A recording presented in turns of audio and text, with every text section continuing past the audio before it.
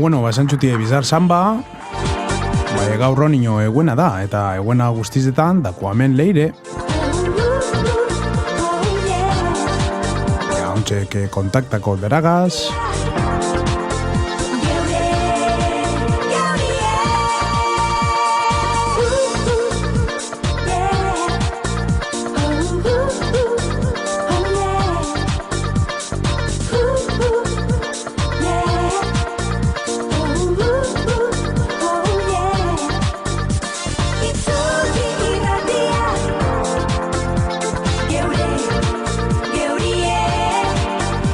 Bauri, esan duten moduen, eguena guztizen moduen, ondo zateko egunero da. Bai, eguenatan daku geure pildoratxue moten dozkuna, geure itxuki irrateko nutrizionistiek.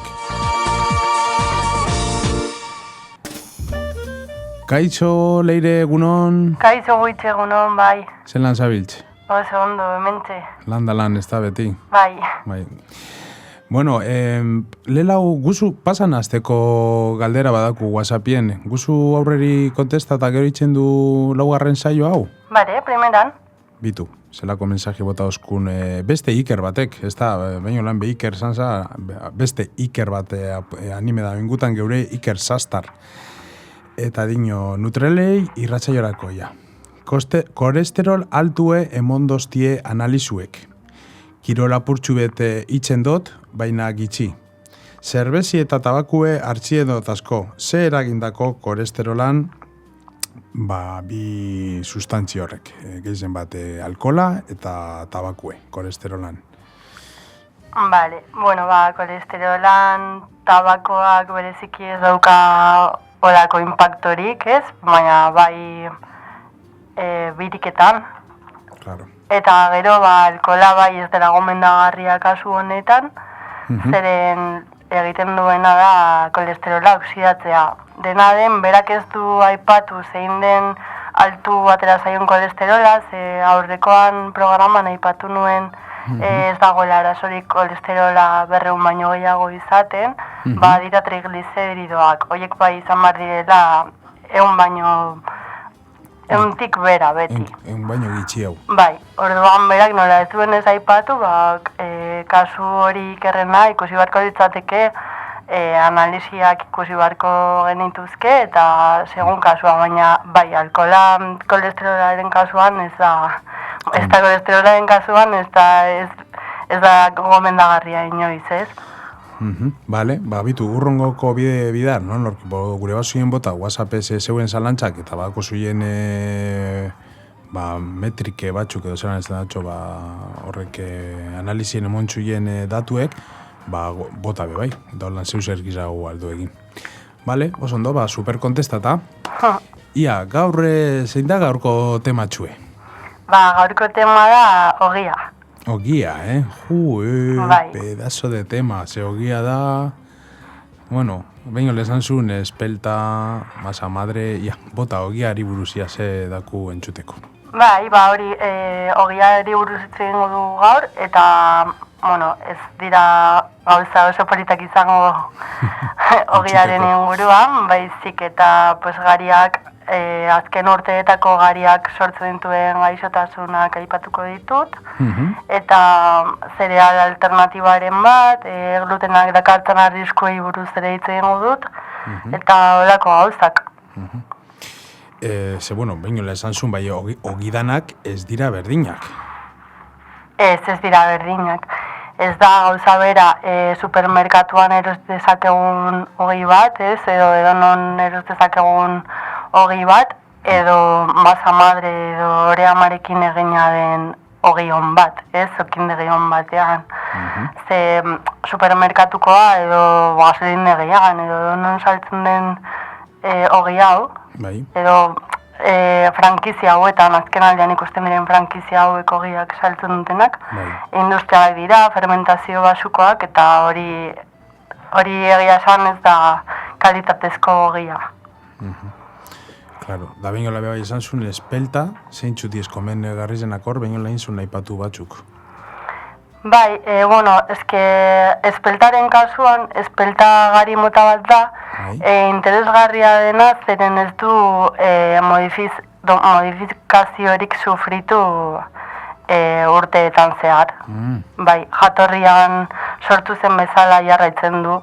Eta garia, irinaren garia, gaur egun jaten dugun garia, oso modifikatuta dago genetikoki. Orduan, aberrazio bat da, zeren berez gariaren alea txiki-txikia zen eta gaur egun bastante handitu da, ez? Eta hori da, inflamazioa sortzen duen garia. Horregatik espelta izango litzateke interesgarriagoa, baina badira beste batzuk ere bai. Horrek diez gariak azkaningoko urtietan jasan edo okin jauzen aldaketak edo gehi jau dauz, gehien bat auri, no? Bai, gehien bat hori. Claro. Da, adibidez, zeintzu diez, ze gaizotasun arazo edo holan glutenagaz edo gizegaz abusatuz edo asko zanda, holan gluten asko edo gi asko zanda, ze gaizotasun aldauz ekarri horrek janarizek? Bale, gauza da, gariak prolaminak ditu. Eta prolamina da antinutriente bat, ez? Antinutrienteak dira ladron de nutrientes deitzen dena. Berak hartzen ditu gure nutrienteak eta lapurtzen dizkigu. Orduan, adibidez, zukatzen duzu hierro edo taierren duzu ogia eta antinutrienteak dituenez lapurtu ditzake. Hori gertatzen da gariarekin, ez? Eta, komplikazioak edo gaixotasunak izan daitezke fizikoki edo psikologikoki ere, bai, klaro, azkenean nutrienteak lapurtzen badizkizu, psikologikoki ere depresioa ekar dezake, gero... Bai, klaro, nutrienteak lapurtza oso garrantzitsua da vitaminak, mineralak eta hori dena, mentalki, bai. Hori ez dut inoiz bez, oso interesgarri ze hori. Bai, zeliakoek adibidez zaten dute horako arazoak ere bai. Claro. Eta gero, hori, tiroidesaren arazoak ere bai, loitasuna, hainbat arazo ikar ditzake. Abusoak, esan nahi dut. Azken aldian, azken urteetan asko abusatzen dugu, egunero jaten dugu, eta jende gehienak jatordu guztietan jaten du hogei pizkat edo pasta pizkat edo...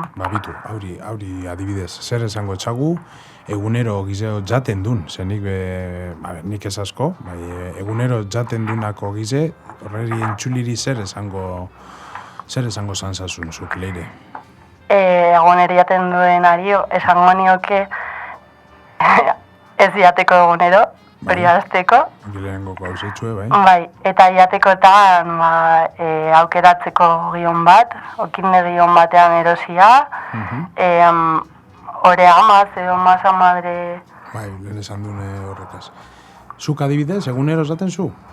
Nik ez, nik normalean ez dut jaten. Bapes, igual noiz bokataren bat inbiar zuen hortik kanpo, etxetik kanpo lan? Bai, agian oporretan, gozaltzeko tostadak ezakitzer ikusten duta, bai. Bai, baina normalean nik ez dut ogerik hartzen. Ez pasta, ez garia daukan ez zer. Bai, noizbait erosten dut igual ogion bat. Espelta hogi bat edo trigo sarrazeno hogi bat. Eta gehien bat gozari zen, jaten zuzuk, tostadakaz? Bai, tostada gozarian, eta jazta, nik ez dut hartzen batzkarian laguntzeko, ez da afarian, ez, bai. Bueno, asko kezu ikusko, bai, Leireke kriston gorputxe dako, hori hauntzek esan bidot. Zuienak zetuten, beran eske fin dau. Bueno, bale, da, orduan, alternatiba osasuntxuek ogize ez jateko, zeintzuk esango zan ziren? Bale, bani gomendatuko nuke prolaminatan, lehen aipatu dugun prolaminak, ladrones de nutrientes, horiek, bajuak diren zerealak, ez? Adibidez, quinoa eta trigo sarrazeno daude. Quinoa, trigo sarrazeno. Bai, trigo sarrazeno interesgarria, gainera oso bajua da hidratoetan, quinoa ere bai. Orduan, incluso low carb dieta batean, jaun dezakegun hogi bat izango litzateke gauza ez dela oso erreza aurkitzen ez dute edonon egiten. Trigo sarrazeno? Bai. Edozein okin egiten ez da aurkitzen, niri kostatzen zait. Baina, bestela zenteno, zekalea da euskeraz. Judari, pez nik zenteno esan da beti. Vale. Zenteno edo espelta ere bai ez daude gaizki. Bai, ez gana sarrazeno itxebe, badako, ez da nondik etorko dan hori, bai, trigo sarrazeno. Alforfon ere bai deitzen zaio trigo sarrazeno. Berez ez da zereal bat, pseudo zereala da, kinoa bezala. Ja. Baina azkenean zuk egiten duzunean hogei bat horrekin tekstura eta dena antzekoa da. Bale, oso interesgarri. Azkanien, klaro, hemen ogize gauz berbetan, baina esan zuen honek danak gaur berbetan gauzen janari guztizek, badako jen zeuser eman komunien da, dizela zerealak. Eta zerealan hartien, bat besti baino osasun txuagoe dau, hauri, esan zunak edo... Aurrek, zeuk esan zuna, no? Trigo sarrazeno, espelta horrek diez zerealak, edo badau besterik gomendagarri zaue? Ez, neinkoiek ezago nituzke, edo estela espelta edo zentenoa. Ze azken batean hori da gariarekin gertatu izan dena oso modifikatuta dago, eta gure gorputzak ez du errekonozitzen. Nola baita esan, bai. Orduan ez da gomendagarria, inflamazioa sortzen du eta gaixotasun anitz, bai. Bale, osake, ogitzak azkontuz, ona erosi eta zinenien. Bai. Zeu zergiza oleire, zelen ezaztazu gaurre prisatxuga zabiltzela, aurre, ja esan, bueno, leire idoate pikeron, pikero idoate, parkatu, leire pikero idoaten pildoratxu hartun du gaur, ogizeri buruz, egon adi, datorren eguenan segaz datorren, da galderarik badako ziren, alzue bota itxukirratiko whatsappera, eta beran web horri aldiz estreni dau, www.nutrilei.com, eta gure basa zuen konsultera baterako edo deitxu edo zeuser galdetu gizau, alzue bebai, nutrileidietista@gmail.comen, hori da beran correo electrónico, nutrileidietista, dana junto, @gmail.com. Vale, eskerrik asko, Leire. Ara, zuri esker uste otkillotxu bat edo bi bajako tezela errez, Oso ondo. Venga, ondi bili. Berdin. Camarero,